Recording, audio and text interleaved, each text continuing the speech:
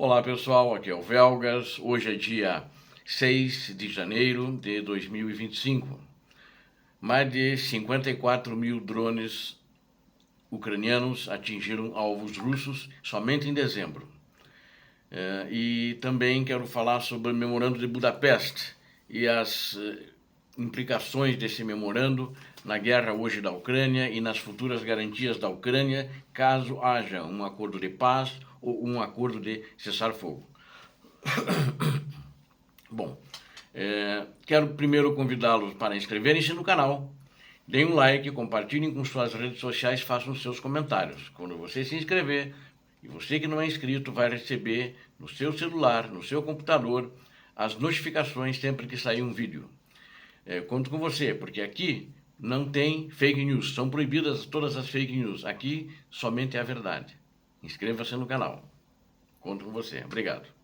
Bom, mais de 54 mil alvos da Rússia foram atingidos por drones ucranianos somente em dezembro. Então é um número muito grande. Vocês vejam que seguido eu estou noticiando alguns alvos estratégicos, mas existem também muitos alvos na linha de frente de cada região, ou seja, em todo o teatro de operações, que dão uma outra dimensão do conflito e mostra que essa guerra de drones, ela revolucionou a maneira de fazer guerra. Nunca tantos drones e com tão diferentes capacidades foram usados em uma guerra, principalmente pela Ucrânia. Eu não digo pela Rússia, porque a Rússia esgotou praticamente todo o seu estoque e está usando drones de fabricação iraniana. Mas, inclusive, esses de fabricação iraniana, ela parece que tem uma licença e está fabricando eles na própria Rússia. Esses drones, porque o Irã não está mais fornecendo muito armamento e munição agora, justamente por causa dessa situação de guerra lá no Oriente Médio com Israel. Então, os próprios russos estão fabricando isso, né? E estão dando também um resultado não tão bom, porque esse drone não é preciso, né? Eu acredito que os drones ucranianos, pelo que a gente tem visto, são mais precisos e eles têm furado todos os bloqueios em alvos estratégicos e têm atingido de fato seus alvos, né? Então a Rússia usa os dela para atingir alvos civis, né? Uma coisa vergonhosa na guerra, mas ele faz isso porque é um Estado terrorista, é um Estado criminoso, terrorista, para aterrorizar a Ucrânia. Mas a Ucrânia também tem alvos, drones kamikazes. E desses 54 mil, segundo o general comandante do exército ucraniano, ele falou isso no dia 5, que mais de 54 mil alvos foram atingidos por drones ucranianos, 49% dos alvos foram atingidos por drones kamikazes, segundo falou o general Sirski. Bom, mas para que ela usa esses drones kamikazes? Ela não ataca prédios, ela não ataca casas, mas em muitos casos, esse drone kamikaze, por exemplo, em tanques de guerra, ela pode destruir com drones kamikaze. E ela tem feito isso muitas vezes, não sempre. Muitas vezes são drones que lançam foguetes ou lançam granadas, né? Então para contra tropas. Então ela tem esses drones, o drone vai e volta. Ele não é um drone kamikaze.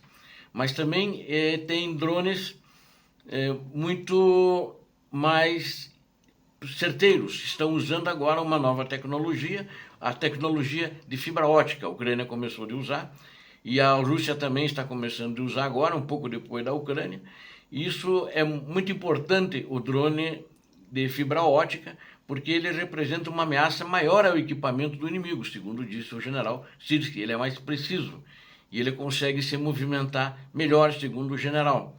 E esses drones de fibra ótica já são usados, inclusive, no teatro de operações pelos soldados que são treinados a isso. Isso expande as capacidades para derrotar e destruir equipamentos e concentração de tropas e outros dos russos, né? Então, a Ucrânia está muito otimista com essa questão da guerra de drones. E a Ucrânia praticamente inovou e revolucionou. Vocês vejam que do drone, ela que desenvolveu o drone Magura, o drone marítimo, né? Então é uma inovação ucraniana esse drone, e feito de uma maneira simples, e foi começando a ficar mais sofisticado, e usou esse drone recentemente para abater helicópteros. Ou seja, sem dúvida, tem dado bons resultados em todas as frentes, tanto na frente de operações, né, na frente de batalha, em todo o teatro de operações, em todas as frentes de batalha, para combater os equipamentos russos, sejam no ar, sejam em terra. E está dando resultados, ou seja, alvos militares dentro do território russo ou alvos econômicos. Inclusive esses alvos como siderúrgicas e fábricas, ela tem usado drones de um porte maior, né?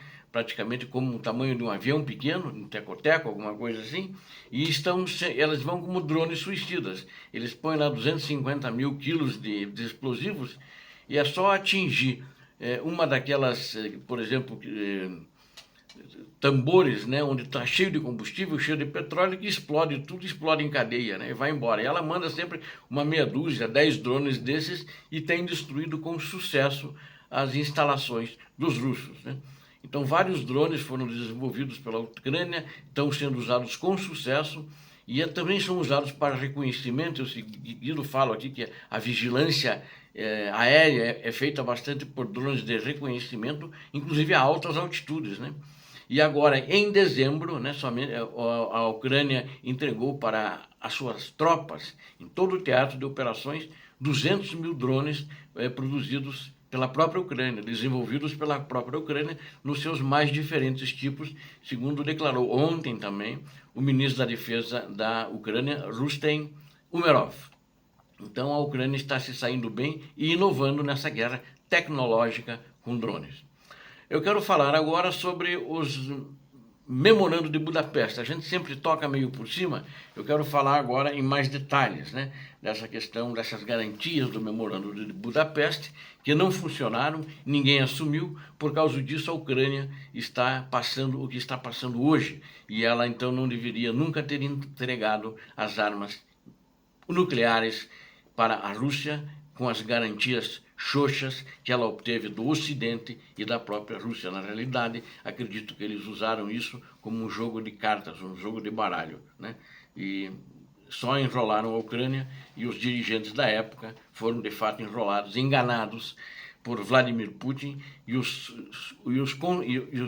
sucessores dos dirigentes do Ocidente na época não prestaram atenção a isso e não quiseram se envolver na Ucrânia. E o presidente Volodymyr Zelensky sublinha que a Ucrânia precisa de garantias de segurança fiáveis. Ele está se falando justamente por causa de um possível acordo que vem acontecer agora em 2025 em relação a essa invasão criminosa e genocida da Rússia, né? Não apenas no papel, porque Budapeste foi só no papel, não funcionou, né? Então, para acabar com a guerra, não adianta ser só no papel, né? Em um determinado momento, os fiadores desse memorando de Budapeste cometeram faltas para a Ucrânia, né? Ou seja, não cumpriram, né? Essa é a minha avaliação. O memorando de Budapeste continha garantias de segurança para a Ucrânia, né? Estava escrito lá, literalmente. Inicialmente, os 3 fiadores de segurança mais importantes, né, da Ucrânia, 3 amigos na época, parceiros da Ucrânia, estratégicos, né? É o que eles diziam e prometiam: os Estados Unidos da América, a Rússia, a Grã-Bretanha, a França e esses 3. E depois ainda tinha a França e a China também aderiram, né? Mas após esses 3, né? Havia então 5 estados que estavam sendo fiadores da segurança da Ucrânia. Agora, a Ucrânia entende que isso não é garantia nenhuma. Então não adianta ela ir para um acordo de paz, um acordo de cessar-fogo, que é uma garantia que o ditador genocida criminoso, o terrorista, vai cumprir. Não existe isso, né? E estas são as maiores potências, essas 5 na realidade, né? As maiores potências nucleares, todas são nucleares, né? E agora seria preciso encontrar todas essas pessoas que inventaram tudo isso. Tinha que chamá-los, todos esses que assinaram, isso o Zelensky falou, e tinha que colocá-los na cadeia. Né? E acho que está certo. Assinaram, fizeram, mas não cumpriram. Quem tinha que cumprir eram os sucessores, né? Depois de uma parte de todo o Donbás e da Crimeia ter sido ocupada, a Ucrânia enviou carta 3 vezes ao longo de vários anos a todos esses garantes de segurança, né? A todos os membros, vamos dizer assim, do Memorando de Budapeste. O que está escrito no Memorando? consultas. A Ucrânia realiza consultas se a sua integridade territorial foi violada, né? E foi violada. E todos devem estar presentes nas consultas, todos devem permanecer, devem reunir-se urgentemente. América, Grã-Bretanha, Rússia, França e China. Alguém reuniu-se depois que um dos garantes criminosos invadiu a Ucrânia, invadiu a Crimeia, o Donbass, que foi o ditador russo?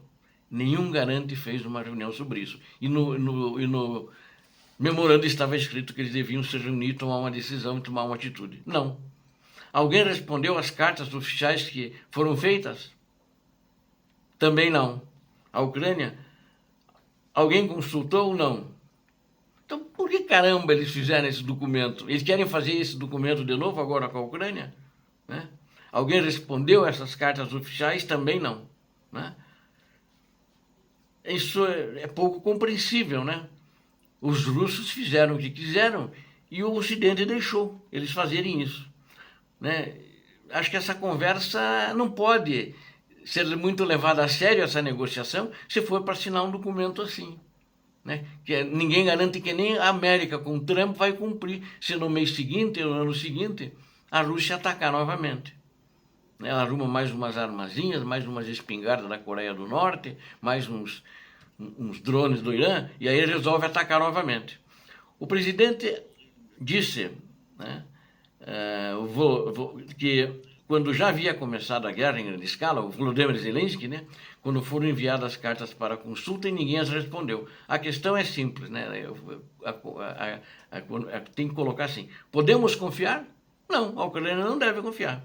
Qualquer que esteja o país destes 5 que esteja sentado à mesa das negociações é apenas um pedaço do papel que desacredite. Isso é gravíssimo, né? Nós o salvaremos, disse Zelensky. E não vieram salvar a Ucrânia. A Ucrânia entregou, acreditando, crendo, entregou todas as armas nucleares. E também ele chamou a história das garantias, o Zelensky, de segurança para a Ucrânia, de trem de resíduos de papel. Isso tudo é uma declaração ontem que ele fez, porque eu disse que é muito recente, que eu estou comunicando a vocês aqui, notificando, informando a vocês, cujo segundo transporte foram os acordos de Minsk. Aí eles invadiram, daí fizeram o acordo de Minsk, que a Rússia não cumpriu, e a Rússia acusa a Ucrânia que não cumpriu. A Rússia era um acordo de cessar-fogo, onde a Rússia todas as noites violava com artilharia sobre as posições ucranianas no Donbass. Né? Os Estados Unidos da América não estavam mais aqui. Aquele que assinou foi Clinton, né?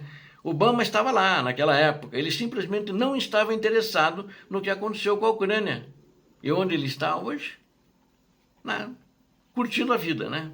Ele também, o Zelensky agora, acusou a ex-chanceler alemã Angela Merkel de ter obrigado todos a negar à Ucrânia um convite para a OTAN. Isso é verdade.